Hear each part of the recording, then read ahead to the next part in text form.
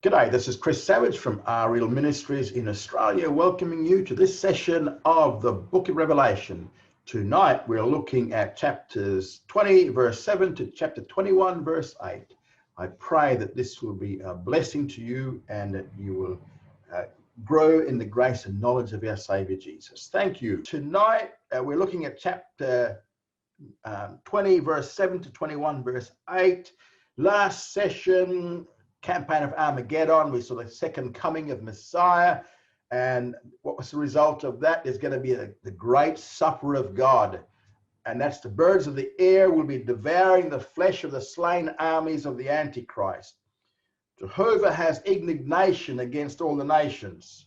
The armies are gathered against him that sat upon the horse. Who's he? Messiah. Where's it going to happen? Where is Jesus going to come to first? Bozrah or Petra, which is in southern Jordan. Antichrist is killed by the breath of his mouth. That's Jesus's mouth. So he's amongst the first to be slain. The bodies of his soldiers lie on top of him. But we see that he is cast into the lake of fire. So he has to be resurrected from the dead to be cast into the lake of fire, along with his offside of the false prophet. And both of them are cast into the lake of fire alive. So remember, Antichrist is a counterfeit son Jesus. So just as Jesus is the first fruits of the first resurrection of all the believers, Antichrist is the first fruits of the second resurrection, which is all the unbelievers. So he and false prophet are now, will be in the lake of fire. Satan, in the same time, he is bound by a common or an ordinary angel, and he's bound for 1,000 years in the abyss, in the pit. And but he has a promise of release at the end of that 1,000 years. We saw the reign of Christ. Saints are co-reigning with him. That's the church saints and the tribulation saints. We see the resurrection of the tribulation saints completes the first resurrection. First resurrection is early believers. Early believers. Remember, it goes in stages. Jesus is the first fruits, and after him, we see the rapture of the church, which is the church saints. Then we see the tribulation. The two witnesses in the mid-tribulation. We saw the tribulation saints, Old Testament saints. Okay. Into the kingdom, Israel is totally regenerated, and we finished off looking at the two branches of government in the kingdom, the 1,000-year kingdom, millennial kingdom, Messianic Kingdom. There's a Gentile branch and the Jewish branch. King Jesus ruling over the entire world. All right. We see now the last revolt, and this is in Revelation chapter 20, verses 7 to 10. Now, we mentioned that there were two basic things which were unrevealed about the kingdom in the Old Testament prophets. One of them was how long would the kingdom last? And that's one truth we've now learned from Revelation. It's 1,000 years. And the second thing is, well, what brings it to an end? It comes to an end, and we're going to see how it comes to an end. And this is what Revelation tells us. Now, in Revelation chapter 20, verses 7 to 10, we're going to see what happens after the 1,000 years are finished. And it says, when the 1,000 years are finished, Satan shall be loosed out of his prison and shall come forth to deceive the nations which are in the four corners of the earth, Gog and Magog, to gather them together to the war, and the number of whom is as the sand of the sea. And they went up over the breadth of the earth and compassed the camp of the saints about, and the beloved city. And fire came down out of heaven and devoured them. And the devil that deceived them was cast into the lake of fire and brimstone, where are also the beast and the false prophet, and they shall be tormented day and night forever and ever. So, in these verses, verse 7 to 10, what do we see? We see here that when the full 1,000 years are completed, Satan is going to be released out of his prison, which is the abyss. And then what's he going to do? He'll go and do the work of deception among all the nations of the Gentiles in the earth. And by this time, you got to remember, this is after the 1,000 years. By this time, there'll be a huge number of unbelievers existing in the earth. And we know that all the unbelievers, we know this from Isaiah 65, verse 20, all the unbelievers will be under the age of 100. Remember, Isaiah says that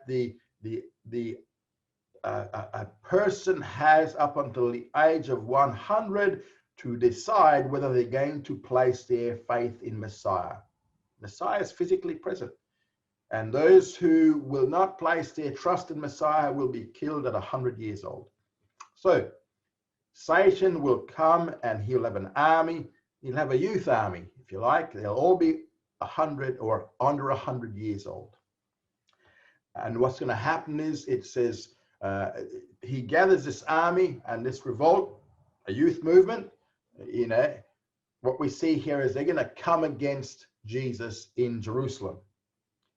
The expression we see here, Gog and Magog. Now, what this does, it points to the work of deception, because this work of deception reaches the extremities of the earth, and it hints at the similarity with Ezekiel 38 and 39, which is the Gog-Magog invasion of Israel, and that happens prior to the Great Tribulation.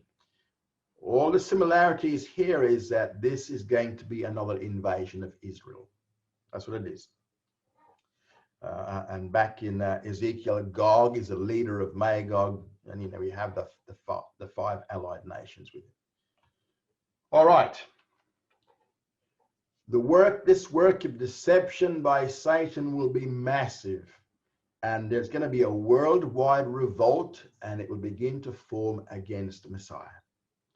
And so eventually there'll be this worldwide invasion of the millennial Israel, and the millennial Jerusalem is going to be surrounded by these deceived Gentile armies.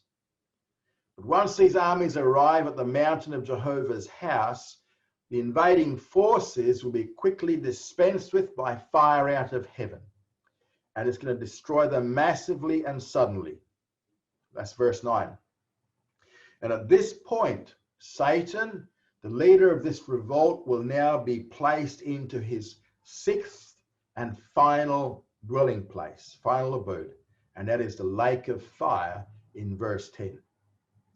So this will be both his final and this will be his eternal abode.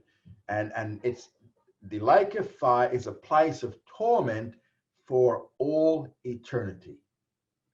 He will now join the Antichrist and the false prophet who entered it 1,000 years previously. And so now the career of Satan will come to an end. And with this final revolt, the millennial kingdom will now come to an end. And there's going to be a transfer of authority, which is described by Paul the Apostle in 1 Corinthians 15, 24 to 28. 1 Corinthians 15, 24. Then comes the end, when he shall deliver up the kingdom to God, even the Father. When he shall have abolished all rule and all authority and power, for he must reign till he has put all his enemies under his feet. The last enemy that shall be abolished is death, for he put all things in subjection under his feet. But when he says all things are put in subjection, it is evident that he's accepted who did subject all things unto him. When all things have been subjected unto him, then shall the Son also himself be subjected to him that did subject all things unto him, that God may be all in all. Lots of subjects and subjections there, isn't there? What we're seeing here is that death is greatly reduced in the kingdom, but it is not abolished, because during the 1,000 years, unbelievers will continue to die when they reach the age of 100. Death came into human experience when man fell at the temptations of Satan, right back in Genesis 3. And since then, death has been relentless. We can't stop it. It just keeps on going. There are only two exceptions in all of history, and that was Elijah and Enoch. Now, all men will finally die or be raptured. All of us will ultimately fall to death, to the process of death, unless the rapture comes in our lifetime.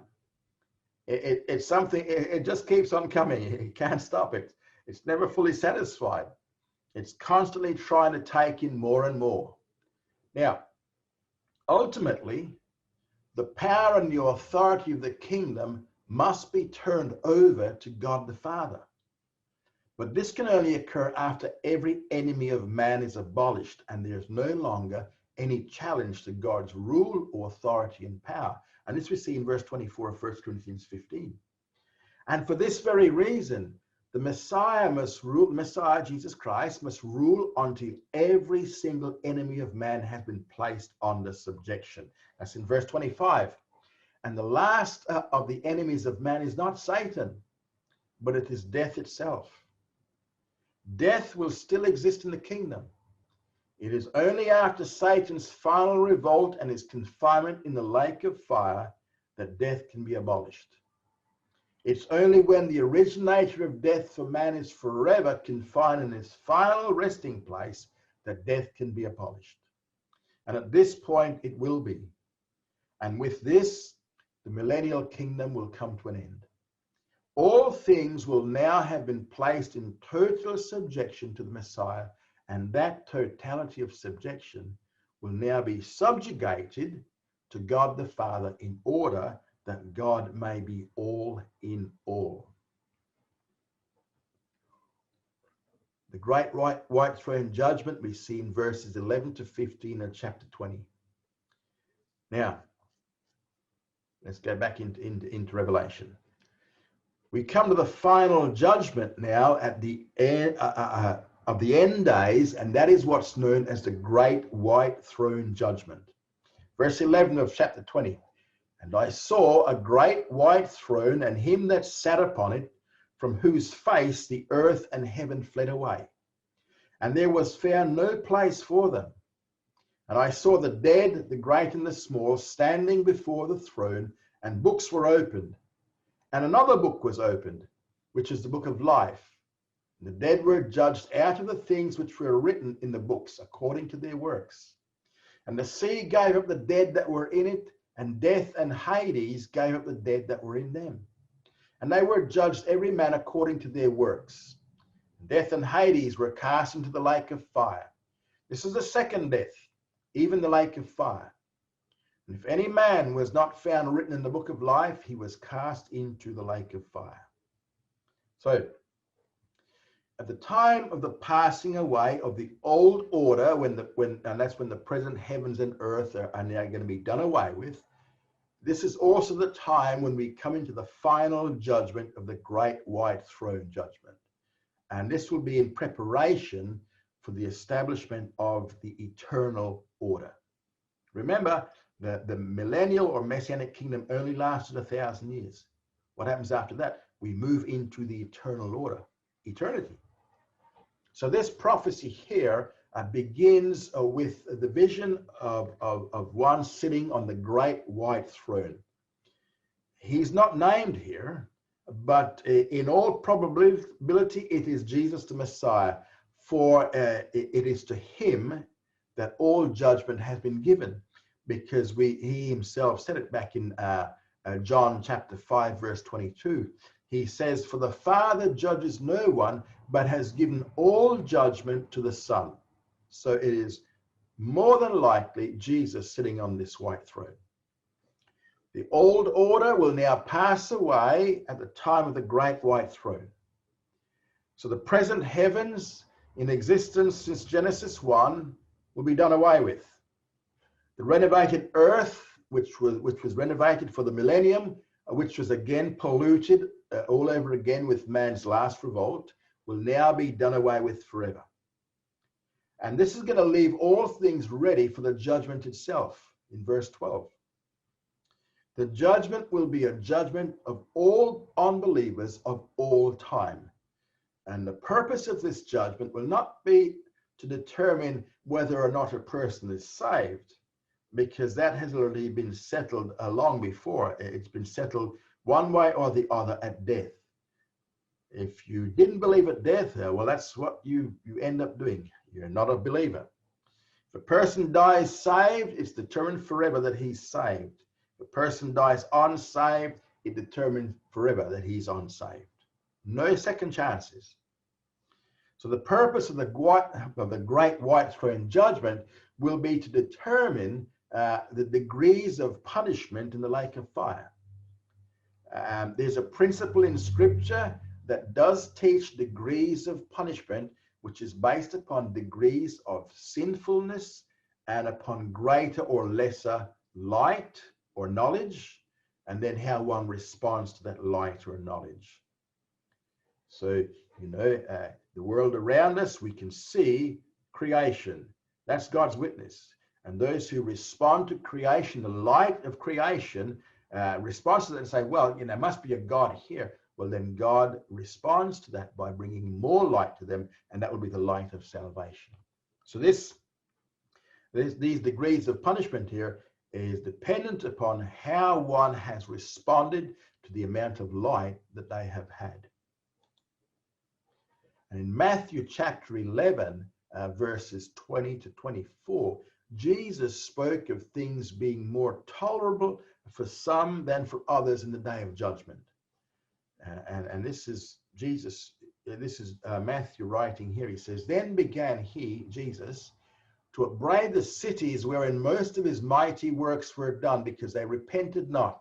So when Jesus did his works, that was the light and the knowledge of Jesus present in their cities. But it says they repented not. Woe unto you, Chorazin! Woe unto you, Bethsaida! For if the mighty works had been done in Tyre and Sidon, which were done in you, they would have repented long ago in sackcloth and ashes.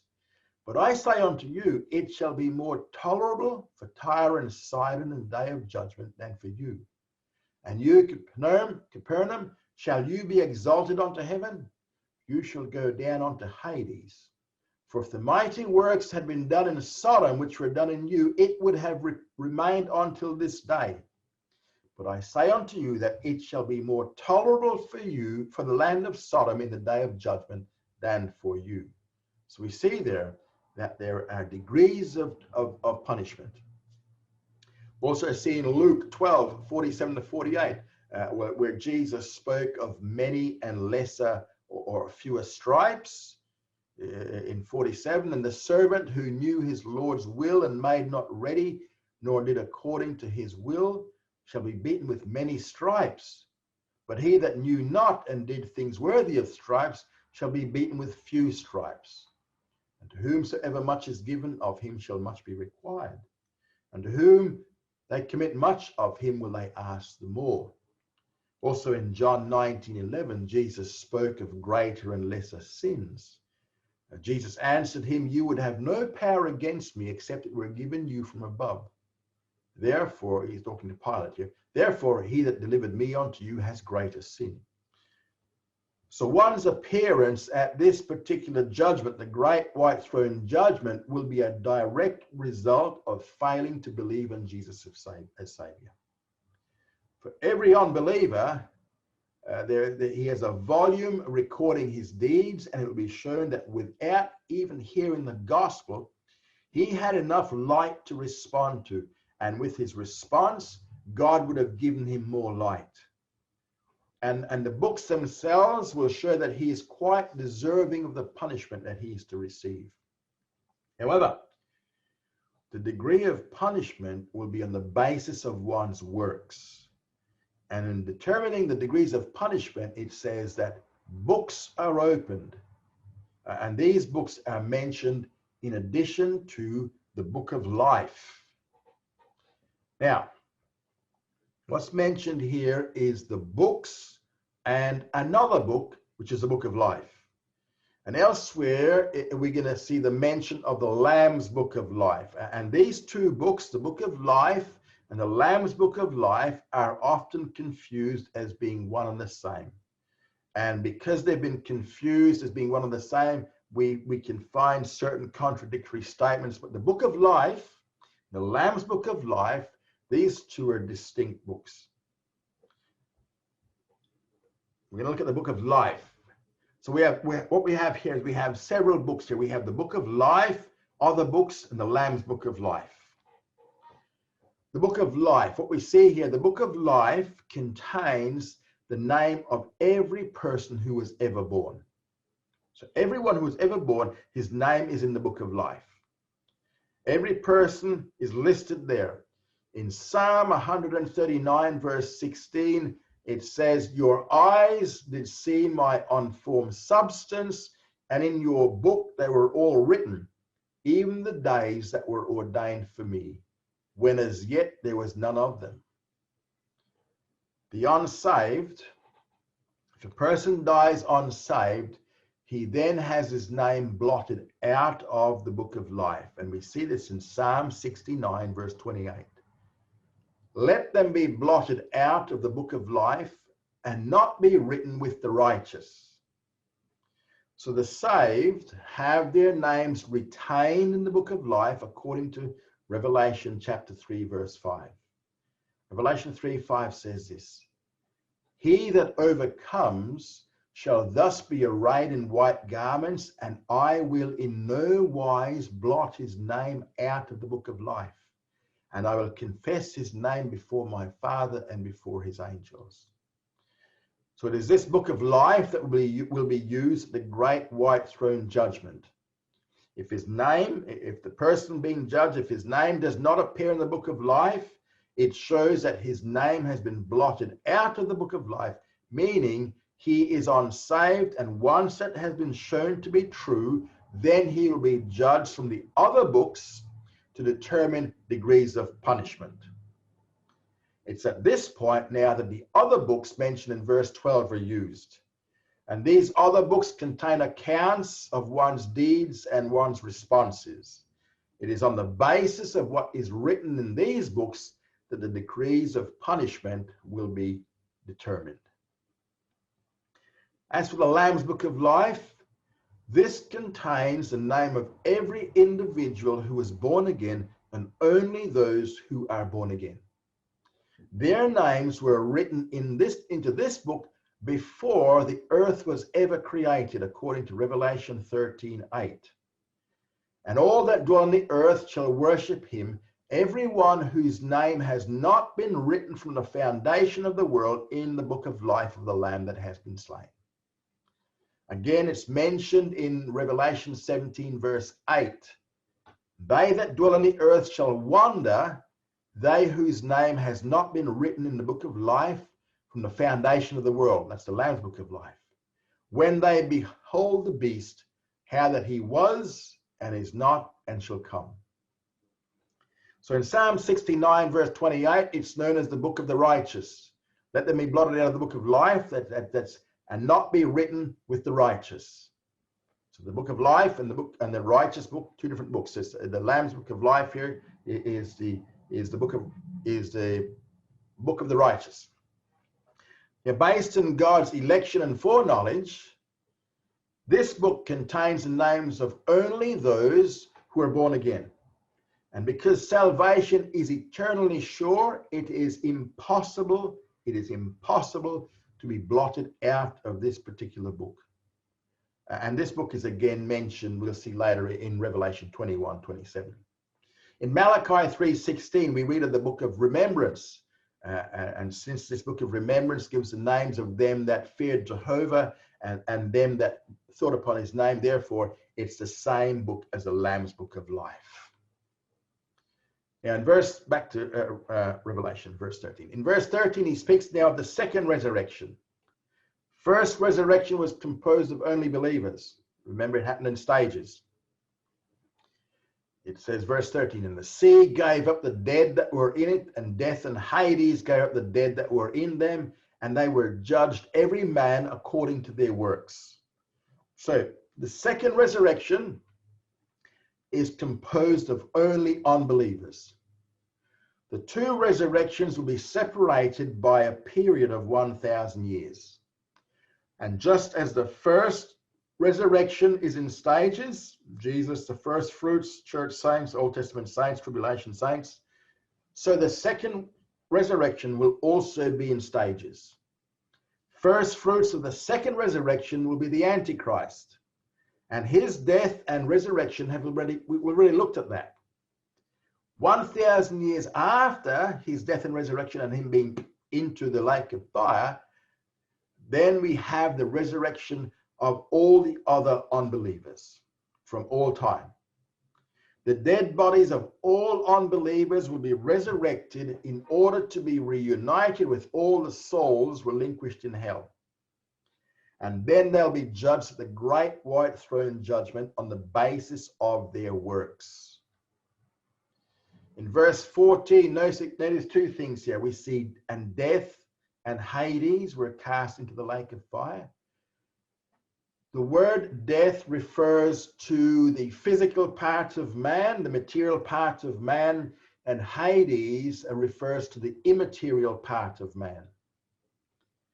There's a tendency, well, probably not so much today, but in earlier years, there was a tendency to preach the gospel on this basis, that we should receive Jesus to avoid spending eternity in hell, so that we can spend eternity in heaven. Well, none of their statements are actually biblically correct.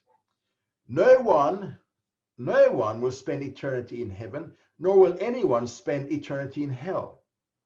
Rather, in this passage, hell is simply a temporary place for the punishment of the soul only. The eternal dwelling of the lost is not hell, it's the lake of fire. That's the eternal dwelling place. The lake of fire will be for both body and soul, and it will be a much more severe place of torment. And the term Sheol and the term Hades, or the term Sheol and Hades, refers to the very same thing. One being its Hebrew name, and the other its Greek name. And there's a little schematic here for you. Let's get them all up. Oops. Too far. Okay. During the Old Testament period, all the ones who died, both righteous and unrighteous, were said to go to Sheol.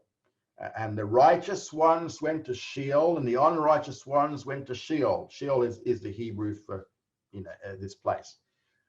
Now we have to remember why. While the Old Testament sacrifices actually covered the sins of the Old Testament saints, it didn't remove their sins. And we see that in Hebrews chapter 10, verse 4. So their sins were still there. They weren't removed. Because for them to be removed, it had to require the death of Messiah. So when he died, or when he went on the cross, all their sins were now placed upon Jesus, past, present, and future. And so while the sacrificial system was sufficient to keep them from the hell side, the torment side, it was not able to get them into heaven. So all who died, both the righteous and the unrighteous, went to a place known as Sheol or Hades. But Sheol had more than one compartment to it. There are essentially two major compartments. One side was known as paradise or Abraham's bosom, and that is where the righteous ones went when they died during the Old Testament period. So when an Old Testament saint died, his body was buried in the ground, but his soul went into the paradise portion of Sheol or Hades. And when an unrighteous person died in the Old Testament, his body was buried in the ground, but his soul went into the hell section, the punishment section of Sheol or Hades. So the other side of Sheol or Hades, which you can see there on that schematic picture, was actually divided into three compartments. There was, first of all, hell. Hell is a place of torment for the souls of fallen men.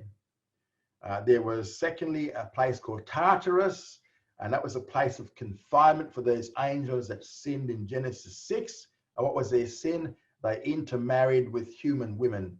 And we find this referred to in Jude 6 to 7, and in 2 Peter chapter 2, verse 4 to 5. And 2 Peter, Peter writes this, he says, "For if God spared not angels when they sinned, but cast them down to hell and committed them to pits of darkness." And that's Tartarus. And that Tartarus, that is a permanent place of confinement. Hell, unbelievers, that's temporary. They'll eventually come out of there. Tartarus is permanent for the demons. The abyss is the other place here. There was the abyss. The abyss is a temporary place of confinement for fallen angels, which were not part of the Genesis 6 sin. You remember in Luke 8:31, Jesus with the demoniac, his name was Legion, right? He says he didn't want to be sent into the place of confinement, and he asked to be allowed to go into the pigs instead. He didn't want to go to the abyss. So the two major sections of Sheol between the righteous and the unrighteous side were separated by an impassable gulf, according to Luke 16:26.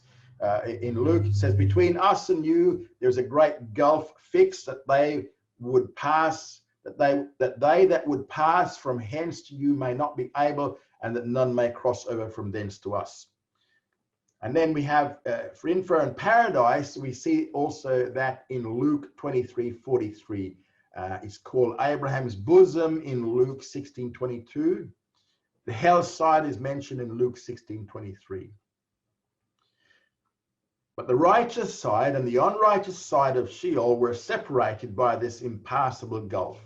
And we see that in Luke 16:26. This is the story of the rich man and Lazarus. They can see each other, they could talk to each other, but they couldn't pass over, they couldn't cross over. And when Christ died, we're told that his body was buried in the rich man's tomb, but his soul went down to what the Apostles' Creed has been translated to read, he descended into hell. Actually, it should simply read, he descended into Hades. He descended into Hades. And after his resurrection, and then 40 days later, he ascended into heaven. And what he did then was he eliminated the righteous portion of Sheol, right? That's where all the Old Testament saints were. They were still there. And what he did with them, he removed them out of the righteous side of Sheol, and he then took them into heaven. And we see a reference to this in Ephesians chapter 4, verse 8 to 10. And it says there that when he ascended on high, he led captivity captive and gave gifts unto men. The captivity that he led captive were those Old Testament saints who were in the righteous side, Abraham's bosom, or paradise, waiting for the final sacrifice to take away sins. What happens today? Whenever one of us dies today as believers, we don't have to go to any temporary state. We immediately go into the presence of God. As for the unbeliever, today when he dies, his soul still goes to hell.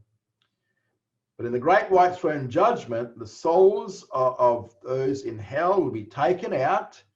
The bodies of all unbelievers will now be resurrected and be reunited with the soul, and they will then be cast into the lake of fire, which is now known as the second death. Being cast into the lake of fire is the second death.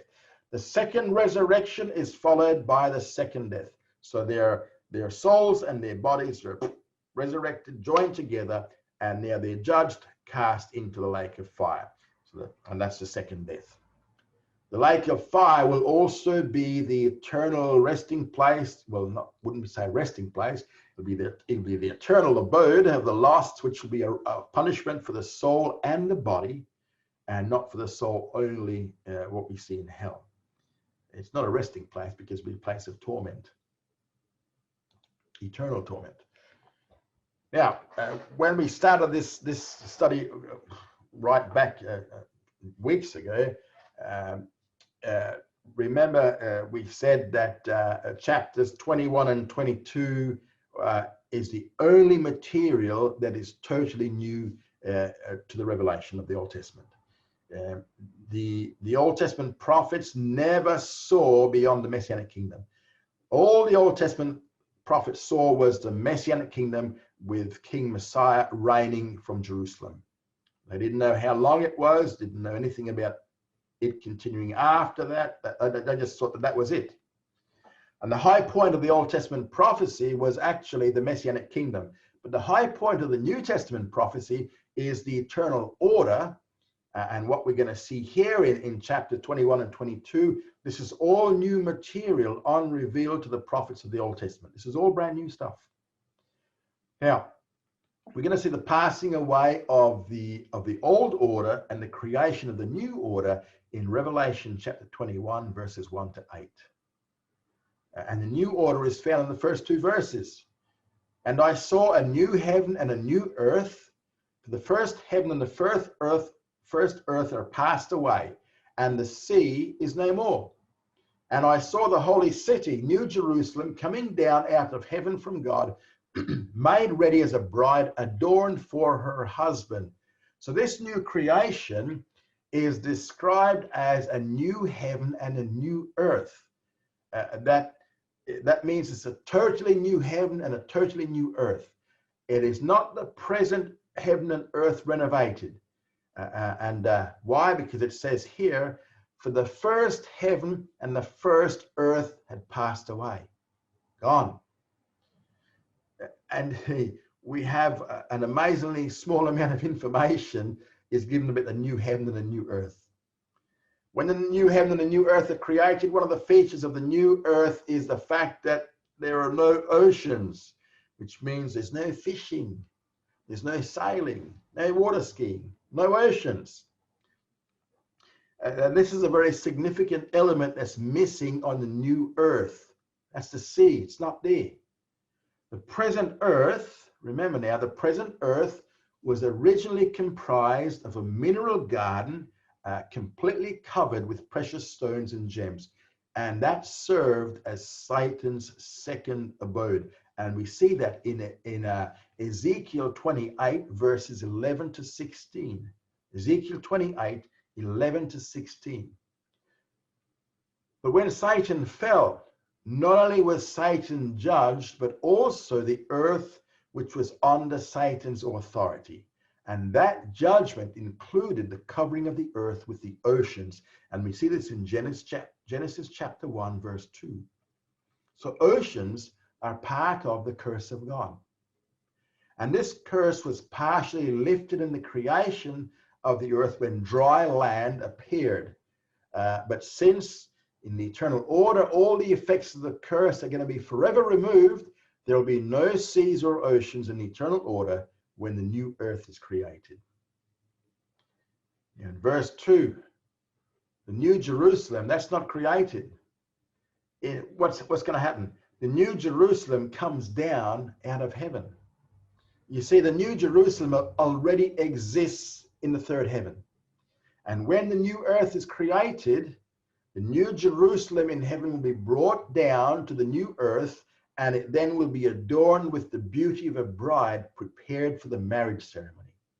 And the eternal abode of the saved will not be up there in heaven. It will be in the new Jerusalem upon the new earth. All right. So the new Jerusalem is mentioned in 3 other passages in the New Testament.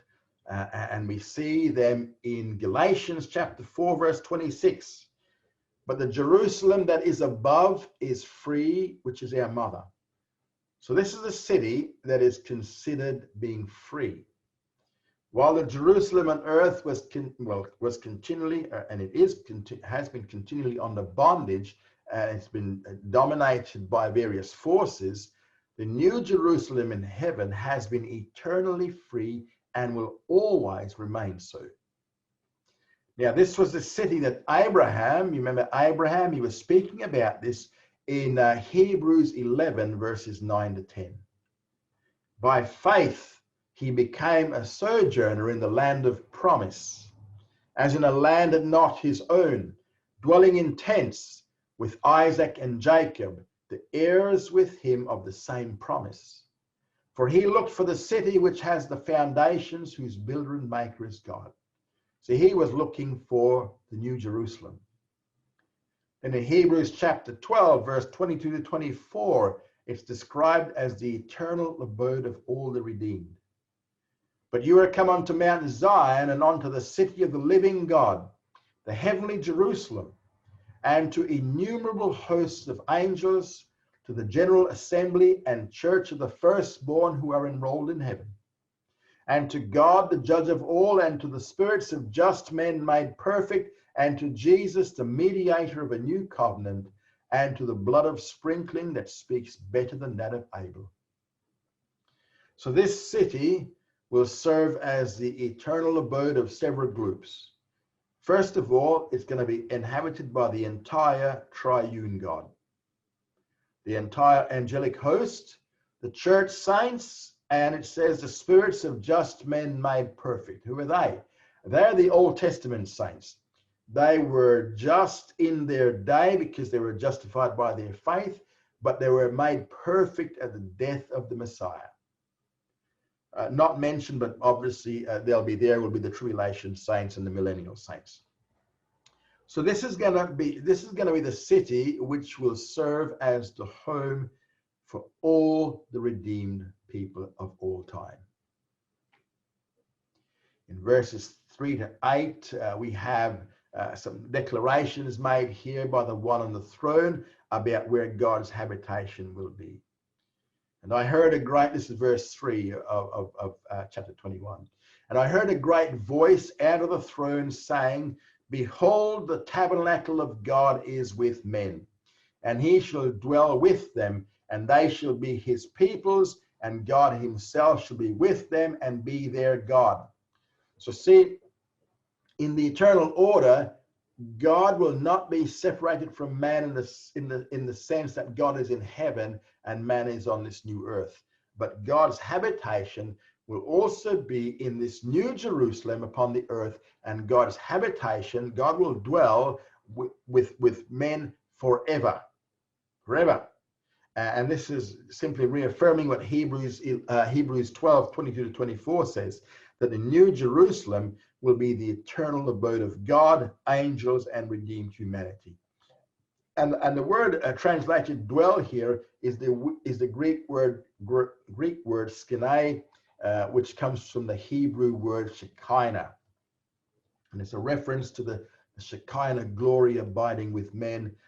Remember, back in the days of the tabernacle, the Shekinah glory tabernacled amongst the people. It dwelt amongst the people.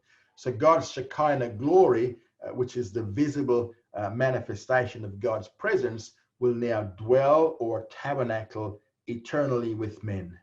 We will be seeing his Shekinah glory all the time. And in verses 4 to 6, certain of the works of God in this eternal order, we see them described here. Verse 4, He shall wipe away every tear from their eyes, and death shall be no more, neither shall there be mourning, nor crying, nor pain anymore. The first things are passed away. Remember, when the fall of man came during the beginning of the old order, it caused a great number of side effects in the outworking of this the Adamic curse, or the sin curse. And all these effects of the curse of the old order are now going to be removed with the abolition of the old order. And there'll be no tears, no death, no mourning, no crying, no pain. And these are all the results of the curse of Genesis 3, 16 to 20. But now all those effects of the curse will be removed. None of those again. Verse 5, He that sitteth on the throne said, Behold, I make all things new. And he said, Write, for these words are faithful and true. And he said unto me, They are come to pass. I am the Alpha and the Omega, the beginning and the end. I will give unto him that is athirst of the fountain of the water of life freely. So when the fall of man came during the beginning of the old order, it caused a great number of side effects in the outworking of this curse. And all these will now be abolished with this new order. No tears, no death. The second declaration from the throne of God concerns the works of God. First, what we see here is that there's an affirmation that the future creation of the eternal order is secured, or it's assured. Why? Because the one who makes the promise is both faithful and true. It's going to happen because he's faithful and true, and he said it's going to happen. So in verse 5, there's the creation of this new order. In verse 6, he's going to provide freely of the fountain of the waters of life. What does that mean? It means that we will have complete satisfaction. Nothing will be lacking. Complete satisfaction. In verses 7 to 8, he distinguishes here the inheritance of the believer in contrast to the unbeliever. He that overcometh shall inherit these things, and I'll be his God, and he shall be my son. But for the fearful and unbelieving and abominable and murderers and fornicators and sorcerers and idolaters and all liars, their part shall be in the lake that burneth with fire and brimstone, which is the second death. So the full inheritance, full fellowship of the believers is in verse 7, which is a new heavens, the new earth, new Jerusalem. And there's a description of the inheritance of the unbeliever in verse 8. It says people who are characterized by any of these 8 traits that we see listed here will be in the lake of fire, and so they'll be excluded from heaven. Now, notice here that the text does not say that anyone who has ever committed any of these sins will be excluded, because that would mean all of us will be excluded. But it is people, it is people whose lives are characterized in these ways. There's a difference. For instance, between occurrences of lying in one's life and living a liar's life. One is happens occasionally, but the other one is your practice. That's the way you live. So the sinful people described here are unsaved people who will be cast forever into the lake of fire, which is the second death, it says. And that is where we will finish tonight. And I hope that you'll have grasped something from this tonight.